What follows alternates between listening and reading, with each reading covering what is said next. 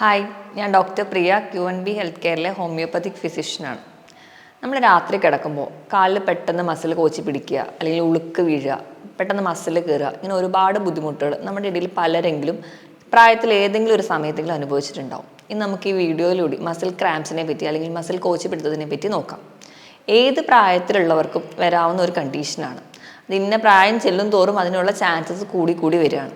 കൂടുതലായിട്ടും സ്ത്രീകളിലാണ് പറയുന്നതെങ്കിലും പുരുഷന്മാർക്കും ഇന്ന് ഈ കണ്ടീഷൻ കാണാറുണ്ട്. എന്തുകൊണ്ടാണ് പ്രധാനമായിട്ടും ഈ മസിൽ കോച്ചി പിടുത്തം ഉണ്ടാവുന്നത് നോക്കാം. നമ്മുടെ ശരീരത്തിൽ വോളണ്ടറി മസിൽസ് അല്ലെങ്കിൽ നമ്മുടെ നിയന്ത്രണത്തിലുള്ള മസിൽസ് ഉണ്ട്, അല്ലെങ്കിൽ നമ്മുടെ നിയന്ത്രണത്തിലല്ലാതെ പോകുന്ന കുറേ മസിൽസ് ഉണ്ട്, ഇൻവോളണ്ടറി മസിൽസ്. ഇപ്പം നമുക്ക് നടക്കണമെങ്കിലോ കയ്യിൽ എന്തെങ്കിലും സാധനങ്ങൾ എടുക്കണമെങ്കിലോ ഒക്കെ നമ്മൾ വിചാരിക്കും പോലെയാണ് മസിലിൻ്റെ മൂവ്മെൻറ്റ്സ് വരിക. പക്ഷേ നമ്മൾ രാത്രി കിടന്നുറങ്ങുമ്പോഴും അല്ലാതെയൊക്കെ പല സമയങ്ങളും നമ്മൾ അറിയാതെ തന്നെ ഒരുപാട് മസിലുകൾ നമ്മുടെ ശരീരത്തിൽ പ്രവർത്തിക്കുന്നുണ്ട്. അപ്പോൾ മസിലിൻ്റെ ഒരു മൂവ്മെൻ്റ് എന്ന് പറഞ്ഞു കഴിഞ്ഞാൽ കൺട്രാക്ഷൻ, റിലാക്സേഷൻ, ഈ ഒരു രീതിയിലാണ്. അതായത് ഒന്ന് സങ്കോചിക്കുക, പിന്നെ ഒന്ന് റിലാക്സ് ചെയ്യുക, അങ്ങനെ ഒരു രീതിയിലാണ്. അപ്പോൾ നമ്മൾ ഉറങ്ങുന്ന സമയത്ത് നമ്മുടെ ശരീരത്തിലെ പല മാറ്റങ്ങൾ കൊണ്ടോ അല്ലെങ്കിൽ ചില രോഗങ്ങൾ കൊണ്ടോ നമ്മുടെ കാലിലെ മസിൽസോ അല്ലെങ്കിൽ നമ്മുടെ ശരീരത്തിൽ ഏത് ഭാഗത്തുണ്ടാകുന്ന മസിലുകളും കൺട്രാക്ട് ചെയ്യും. പക്ഷെ തിരിച്ചതിനെ റിലാക്സ് ചെയ്യാൻ പറ്റാത്ത ഒരു കണ്ടീഷനാണ് മസിലിൻ്റെ കോച്ചിപ്പിടുത്തം എന്നറിയപ്പെടുക. ഇങ്ങനെ ഒരു ബുദ്ധിമുട്ട് വരുമ്പോൾ നമുക്ക് രാത്രി തന്നെ ഭയങ്കരമായ വേദന അനുഭവപ്പെടുന്നത് കാണാം.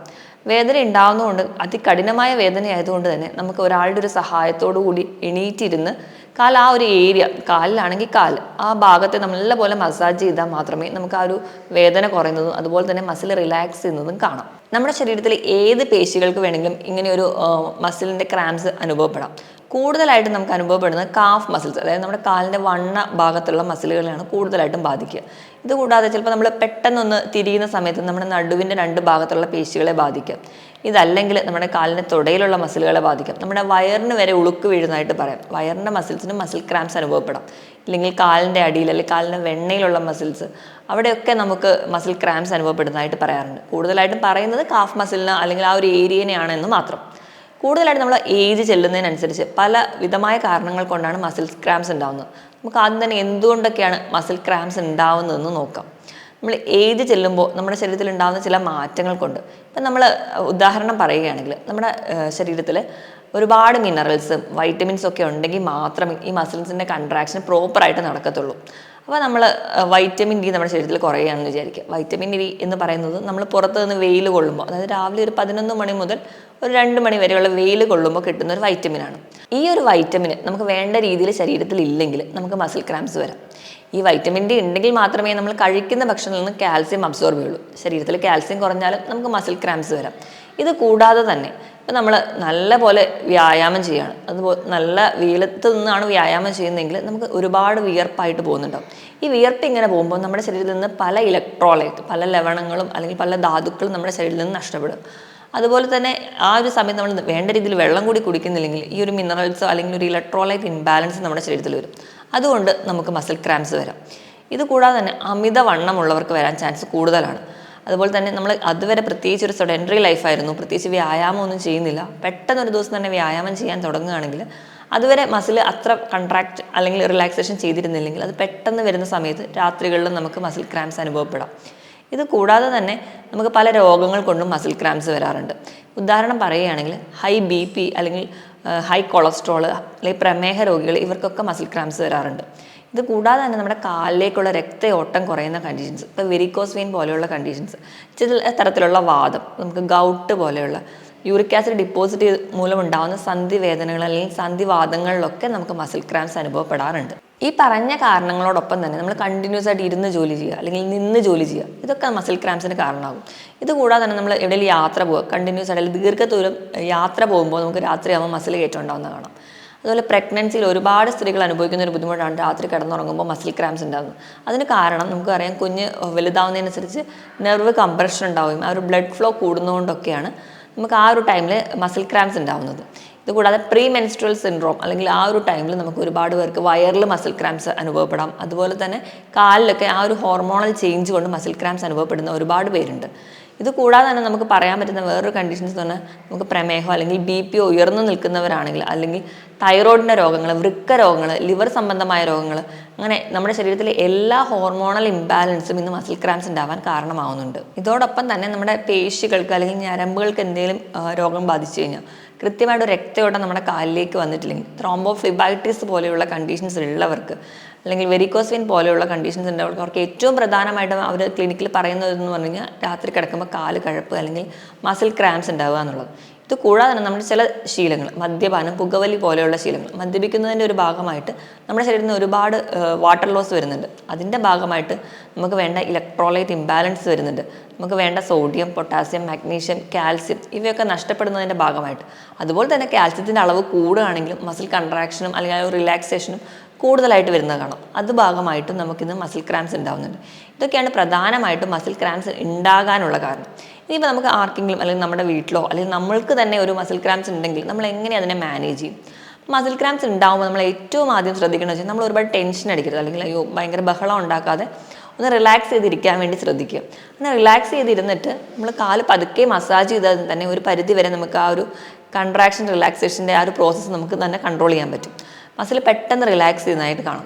അല്ലെങ്കിൽ നമുക്ക് വേറൊരാളുടെ സഹായത്തോടു കൂടി, ഇപ്പോൾ നമ്മൾ ചെറു ചൂടുവെള്ളം ഉപ്പിട്ടിട്ട് നമ്മൾ ചെറുതായിട്ടൊന്ന് പിടിച്ചു കൊടുക്കുകയാണെങ്കിൽ, അല്ലെങ്കിൽ ഐസ് പാക്ക് വെക്കുകയാണെങ്കിൽ തന്നെ നമുക്ക് മസിൽസ് പെട്ടെന്ന് തന്നെ റിലാക്സ് ചെയ്ത് വരുന്നത് കാണാം. അമിതമായിട്ട് കൺട്രാക്ട് ചെയ്തിരിക്കുന്നത് കൊണ്ടാണ് നമുക്ക് ഈ മസിൽ ക്രാംസ് ഉണ്ടാകുന്നത്. അതുകൊണ്ട് തന്നെ നമുക്ക് ഈസി ആയിട്ട് മസിൽ റിലാക്സ് ചെയ്ത് വരുന്നത് കാണാം. ഇനി നമ്മൾ ശ്രദ്ധിക്കേണ്ടത്, നമ്മൾ അതുവരെ ഒരു സെഡൻറ്ററി ലൈഫായിട്ടിരുന്ന ആൾ പെട്ടെന്ന് തന്നെ വ്യായാമം ചെയ്യാൻ തുടങ്ങുമ്പോൾ ആദ്യം തന്നെ കഠിനമായ വ്യായാമത്തിലോട്ട് പോകാതെ ആദ്യം തന്നെ ഒരു വാമപ്പോ അല്ലെങ്കിൽ സ്ട്രെച്ചിങ് എക്സസൈസ് ഒക്കെ നല്ലപോലെ ചെയ്യാം. അങ്ങനെ സ്ട്രെച്ചിങ് എക്സസൈസ് ഒക്കെ ചെയ്തതിന് ശേഷമാണ് നിങ്ങൾ വ്യായാമം ചെയ്യുന്നതെങ്കിൽ നിങ്ങൾക്ക് ഒരു പരിധി വരെ ഈ ഒരു ബുദ്ധിമുട്ട് അനുഭവിക്കേണ്ടി വരില്ല. ഇനിയിപ്പോൾ അതല്ല, ഇപ്പം നിങ്ങൾ വ്യായാമം തുടങ്ങുന്ന അല്ലെങ്കിൽ ജസ്റ്റ് സ്റ്റാർട്ട് ചെയ്യുന്നവരാണെങ്കിൽ ആദ്യം തന്നെ 1.5-2 മണിക്കൂർ കണ്ടിന്യൂസ് ആയിട്ട് എക്സസൈസ് ചെയ്യാതിരിക്കുക. തുടക്കത്തിൽ ഒരു അരമണിക്കൂറൊക്കെ വെച്ച് മാത്രം വ്യായാമം ചെയ്യാതെ. അതുപോലെ തന്നെ വ്യായാമം ചെയ്യുമ്പോൾ നമ്മൾ കഠിനമായ വെയിൽ കൊണ്ടിട്ട് അല്ലെങ്കിൽ ഒരുപാട് തണുപ്പത്ത് പോയിട്ട് വ്യായാമം ചെയ്യാതിരിക്കുക. ഇപ്പോൾ തണുപ്പുള്ള ഒരു ഏരിയ ഒക്കെ ആണെങ്കിൽ മാക്സിമം നമ്മുടെ ബോഡീനെ തണുപ്പിൽ നിന്ന് പ്രൊട്ടക്റ്റ് ചെയ്യുന്ന രീതിയിൽ തന്നെ വ്യായാമം ചെയ്യണം.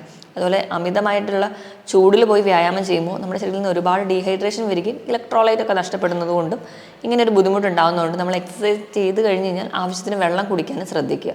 അതൊക്കെ ഉണ്ടെങ്കിൽ തന്നെ ഒരു പരിധി വരെ നമുക്ക് മസിൽ ക്രാംസ് ഒക്കെ കുറയ്ക്കാൻ പറ്റും. ഇനി നമ്മൾ ഇപ്പം നമുക്കറിയാം കൂടുതലായിട്ട് മസിൽ ക്രാംസ് നമ്മൾ കാണുന്നതെന്ന് പറഞ്ഞിട്ടുണ്ടെങ്കിൽ ഈ കായിക താരങ്ങൾക്കൊക്കെയാണ്. അപ്പോൾ അവർക്ക് ആ കളിക്കുന്നതിനിടയിൽ പെട്ടെന്ന് കോച്ചിപ്പിടുത്തമൊക്കെ ഉണ്ടാകുന്നതായിട്ട് കാണാം. അപ്പോൾ അവർ ചെയ്യുന്ന ഒരു ടെക്നിക്ക് അല്ലെങ്കിൽ അവരുടെ ആ ഒരു ഗൈഡ് ചെയ്യുന്ന ടെക്നിക്ക് എന്ന് പറഞ്ഞാൽ ഏത് ഒരു ഡയറക്ഷനിൽ കാല് തിരിച്ചപ്പോഴാണോ അവർക്ക് ആ ഒരു മസിൽ ക്രാംസ് അനുഭവപ്പെട്ടിട്ടുണ്ടെങ്കിൽ അത് നേരെ ഓപ്പോസിറ്റ് ഡയറക്ഷനിലേക്ക് തിരിക്കാൻ പറയും. അങ്ങനെ ചെയ്യുമ്പോഴും അവർക്ക് പെട്ടെന്നൊരു റിലാക്സേഷൻ തോന്നാറുണ്ട്. ഇതൊക്കെയാണ് പ്രധാനമായിട്ടും നമ്മളൊരു ഫസ്റ്റ് എയ്ഡ് എന്ന രീതിയിൽ നമ്മൾ ഓർത്ത് വെക്കേണ്ടത്. ഇനി ഇതിനോടൊപ്പം തന്നെ നമ്മൾ ശ്രദ്ധിക്കേണ്ട പല ജീവിതശൈലി മാറ്റങ്ങളും ഉണ്ട്. അതിലൊന്നാമതായിട്ട് പറയുകയാണെങ്കിൽ അമിതവണ്ണം ഒരു കാരണമായതുകൊണ്ട് തന്നെ നമ്മുടെ ബോഡി വെയിറ്റ് എപ്പോഴും ഹൈറ്റിനനുസരിച്ച് തന്നെ നിലനിർത്താൻ വേണ്ടി ശ്രദ്ധിക്കുക. എങ്ങനെയെങ്കിൽ മാത്രം നമുക്ക് ഈ ഒരു കണ്ടീഷനിൽ നിന്ന് മാറ്റാൻ പറ്റും. അതല്ല, നമ്മൾ നല്ലപോലെ വെള്ളം കുടിക്കുക. നമ്മുടെ ശരീരഭാരത്തിനനുസരിച്ച് തന്നെ വെള്ളം കുടിക്കുക.